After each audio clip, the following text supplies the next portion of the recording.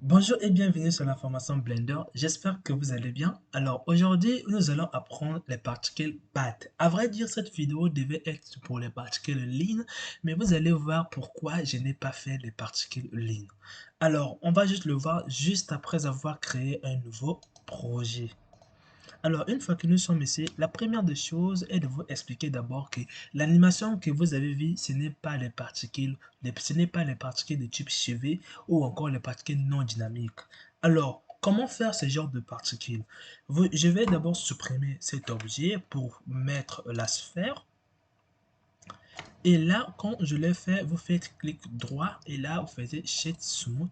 Alors, une fois que vous avez fait ici votre objet est lisse, vous allez venir dans ce menu de système de particules, vous cliquez ici sur plus. Alors, une fois créé, cliquez sur plus ici. Vous allez, euh, vous allez d'abord diminuer la durée de vie des particules qui se trouve ici. Vous mettez ça à 27 ou 28 pour ne pas que les cheveux là, en fait, les lignes puissent aller descendre très loin. Et vous allez augmenter un peu la hauteur de votre objet. Alors, nous allons maintenant passer au rendu. On ferme cette fenêtre. Les particules pâte se trouvent juste ici. Et là, la première des choses, j'aimerais vous montrer d'abord qu'est-ce que ça fait lorsqu'on utilise les particules line. Alors, quand vous cliquez, vous mettez line. Là, il n'y a pas de problème pour le moment. Alors, quand on passe sur bake ici, et quand on vient ici, là, il n'y a pas de problème, c'est toujours line. Alors, pour bien voir maintenant les particules line, vous allez venir ici et quand vous revenez, il n'y a rien toujours parce que quoi, vous voyez même que c'est changé, c'est devenu pâte parce que les lignes, on ne le voit pas dans les pattes ici. Alors, il y a quelque chose, je ne sais pas qu'est-ce qui se passe avec le ligne, c'est qu'on ne peut pas, je ne sais pas comment le voir avec avec la version d'aujourd'hui. Donc Blender a un peu de problèmes d'abord non seulement avec Halo, il y a aussi des problèmes avec le rendu pour ligne. Ça veut dire que ce n'est pas encore mis à la disposition. Nous allons maintenant passer aux particules path. Alors, quand vous cliquez, ça va donner le même comportement qui est là. Donc, ne vous inquiétez pas. La première des choses, c'est que vous allez venir annuler la gravité. Donc, en cliquant juste sur force fidèle ici, et vous allez diminuer la gravité. Une fois que vous avez fait cela, vous allez venir dans les caches, ici, et vous allez cliquer Bake. Et là, vous avez vos lignes. Vous allez sûrement me demander pourquoi ça n'a pas de même longueur que des cheveux, parce que quoi, on a diminué la durée de vie des particules. Et là, on voit bien qu'on a des lignes. Avant d'entrer un peu dans les lignes, j'aimerais vous montrer quelque chose ici. J'aimerais vous montrer, vous avez la possibilité de transformer des lignes que vous utilisez ici en forme de mèche. Donc vous allez cliquer sur modifier ici et là vous avez la possibilité de le convertir en mèche. Quand vous le faites, vos lignes sont toujours là, mais c'est que vous avez créé un autre objet de type mesh et lorsque vous déplacez, vous voyez bien ce qui se passe. Donc pour cela, vous avez la possibilité ici, je vais cacher la sphère pour utiliser que ça. J'espère que vous voyez bien comment transformer ceci en mèche. Et si vous voulez, attention, ici, vous n'avez pas la possibilité de donner, je sais pas, de la couleur. Donc, pour bien voir, ici, on voit qu'on a des lignes. On veut que ça soit vraiment un mesh. Donc, vous allez cliquer votre objet, vous faites clic droit, et là, vous allez venir dans Convert pour le convertir en curve. Pour dire qu'on veut le convertir en curve pour donner les lignes là un volume. Et là, dans le cœur, vous allez descendre, descendre dans les curves. Oui, euh, dans géométrie, vous aviez, ouais, vous pouvez extruder vos lignes. Vous pouvez extruder vos lignes ici, comme vous êtes en train de voir ici, mais c'est pas vraiment joli à voir. Donc, dans extruder, je vais diminuer d'abord ici. La valeur d'extrusion. Alors, vous allez venir dans le depth ici. Le depth ici va donner un volume, comme vous le voyez ici, des chiffres, comme vous le voyez. Ça va donner sous forme de tuyaux. Donc, Ici, vous pouvez diminuer le rayon de vos tuyaux. Ici, vous pouvez le diminuer. Et là, à la fin, n'oubliez pas de le convertir, de le revenir en mèche. Donc, vous allez cliquer sur mèche. Et là, euh, ça devient un mesh. J'espère que vous avez compris comment avoir ce type d'objet. Alors, nous allons maintenant revenir dans le système de particules. On va le supprimer. Et là, je fais mon système de particules. Alors, on n'a pas encore fini avec ce type de particules. Alors, là, on a vu le premier comportement. Si par exemple, en mettant une force, vous allez pouvoir le bouger. Donc, moi, je prends par exemple la force vortex. Là, vous voyez bien que les particules prennent une forme auquel les particules peuvent tourner. Et là, vous pouvez le convertir en mèche pour avoir un objet un peu plus joli. J'espère que vous le comprenez. Et lorsque vous lancez l'animation, ben, rien de bon ne se passe. Anime pas. Et dans votre force, si vous bougez votre force, vous allez bouger aussi vos particules. C'est comme si ça réagit de la même sorte que les cheveux. Alors, j'espère que vous avez vu comment le convertir en mèche, comment voir le fait sur des forces. Alors, je vais le supprimer et je vais cliquer sur mon objet, je vais descendre. On va maintenant changer, on va venir ici avant de vous expliquer un autre comportement. Donc, vous allez faire Shift D, vous allez le dupliquer ici. Une fois que vous avez dupliqué, on va cacher notre objet là. Donc, on va le cacher. Je vais maintenant vous expliquer un autre comportement qui se cache derrière ces genres de pattes. Donc, assurez-vous que vous avez cliqué sur votre objet et que vous êtes sur le système de particules ici. Dans le système de particules ici, vous allez cliquer sur Bake. Attention, décocher Bake et cliquer sur 2. Le 2 qui était là. Sinon, si vous modifiez ici, ce qu'on a caché ici, on va aussi se modifier. Ce qu'on a caché, c'est comme vous le voyez. Donc, nous, on ne veut pas avoir ce genre de comportement bizarre. J'espère que vous avez compris. Et là, on a des types de systèmes, on a des types de mesh, mais on a la même chose comme vous êtes en train de voir ici. Les particules s'approchent comme vous voyez ici. Alors, je vais les supprimer, je vais cacher mon objet qui est là. Je viens sur cet objet, j'enlève le bec ici. Alors, la première des choses de ce que j'aimerais d'abord vous montrer est que si par exemple on a deux objets ici, ici on n'a pas bec, ici on enlève le bec.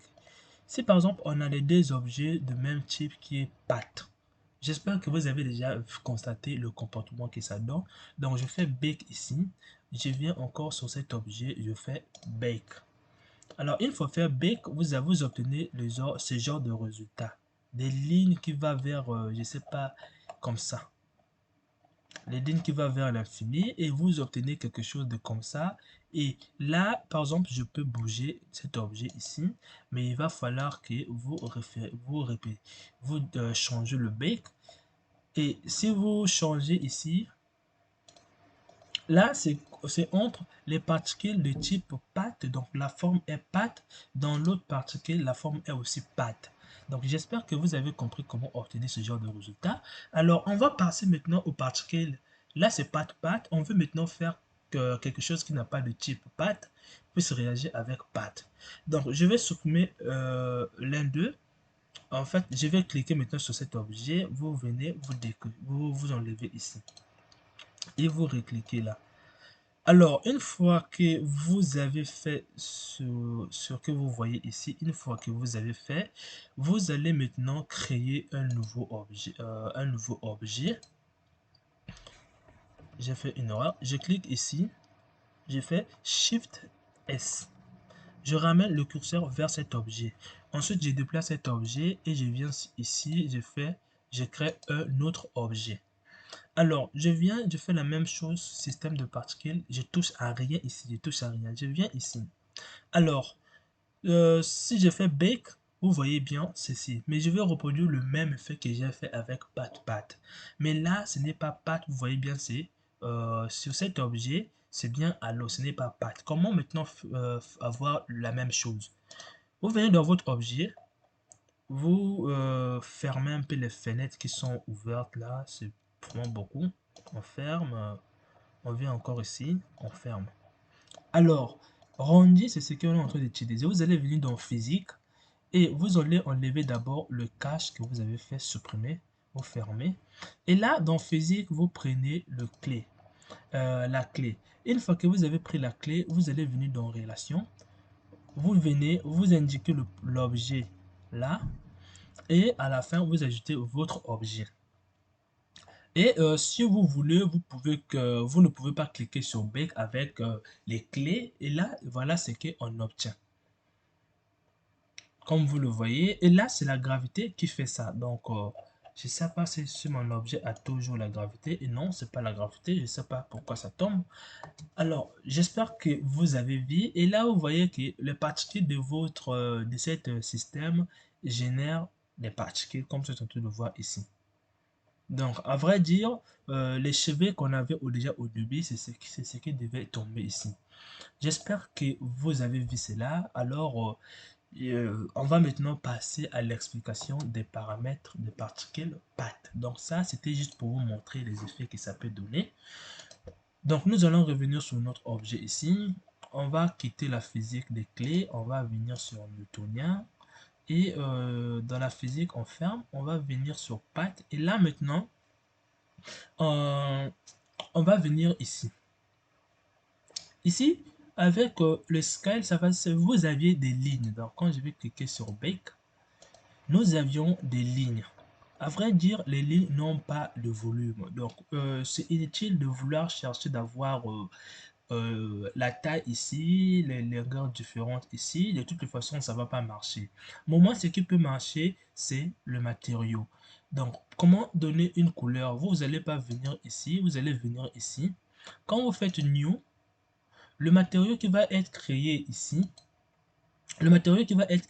automatiquement, c'est donné à votre objet. Donc, lorsque je reviens dans le système de particules, le nom est déjà là. Vous pouviez tout comme le changer si vous avez plusieurs matériaux ici. Et nous allons pouvoir changer la couleur. Donc, on clique ici, on vient, on met jaune. Là, on ne voit rien parce que nous sommes en mode objet. On va passer en mode matériaux. Et là, vous voyez bien que vos particules deviennent jaunes. J'espère que vous avez compris cela. Alors, on va passer à la suite des paramètres ici. Je ne vais pas expliquer ceci parce que je pense que j'ai oublié un peu ce que ça fait. De toutes les façons, même si on donne ici, vous voyez bien, rien ne se passe. Je ne sais pas pourquoi. Ben, vous pouvez me donner les explications juste dans le commentaire. Et là, on va expliquer le timing.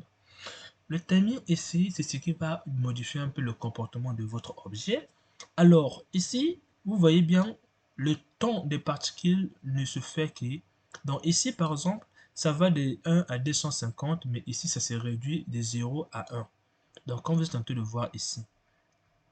J'espère que vous comprenez cela. Alors, voici ce que ça donne. Ça diminue un peu la longueur, mais c'est juste le temps que vous diminuez.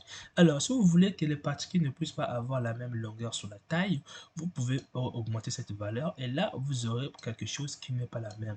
Et là, vous pouvez diminuer leur longueur au même moment de tous. Alors, si vous voulez faire que ça puisse aller de 1 à 250 qui est ici, de 1 à 250, vous allez venir cliquer sur Absolu. Et là, ça va varier maintenant de 1 à 250. Là, on voit bien que les particules, certaines particules. Et là, vous avez aussi la possibilité de l'animer. Donc, moi, je vais rester à 250 comme ça. Si vous voulez le faire animer, vous allez cliquer sur I. Et là, je vais monter un peu à 40 ici. À 40, je descends les particules ici. Je mets les particules là. Et là, je vais mettre I. Et lorsque je vais lancer l'animation, vous voyez bien que les particules disparaissent, les lignes disparaissent. Ça finit par diminuer. Donc, vous voyez bien que ça finit par diminuer. Alors, j'espère que vous avez compris. Donc, moi, je vais décocher ceci pour enlever la clé. Et pour enlever cette clé, vous allez cliquer ici. Et là, ça vous amène dans l'autre clé. Vous pouvez le décocher. Donc là, il n'y a plus d'animation. Ça a gardé la valeur qui était sur l'autre clé. Alors, j'espère que vous avez compris cela. On se retrouve dans la prochaine vidéo auquel je vais vous expliquer ce type de particules objets. Maintenant, pour finir, vous allez sûrement me demander pourquoi j'ai pas expliqué ceci, parce que j'ai déjà expliqué ça dans la prochaine vidéo, mais je peux encore expliquer ici. Si vous cliquez ici, tous vos particules sont visibles dès leur naissance. Alors, ça ne veut pas dire que les particules vont tomber. Donc, comme vous le voyez, les particules sont déjà nées, mais ne se déplacent pas. Donc, ils attendent le moment venu. J'espère que vous avez compris cela. Alors, ici, vous allez faire en sorte que les particules, à la fin de leur vie, les particules ne puissent pas disparaître. Donc, quand vous cochez ici, et lorsque les particules vont essayer de disparaître, vous voyez bien, les particules ne disparaissent plus. Donc, vos particules ne disparaissent plus et là, ça reste comme ça. J'espère que vous comprenez au moins ce qui est là. Alors, on se retrouve dans la prochaine vidéo auquel je vais expliquer les objets.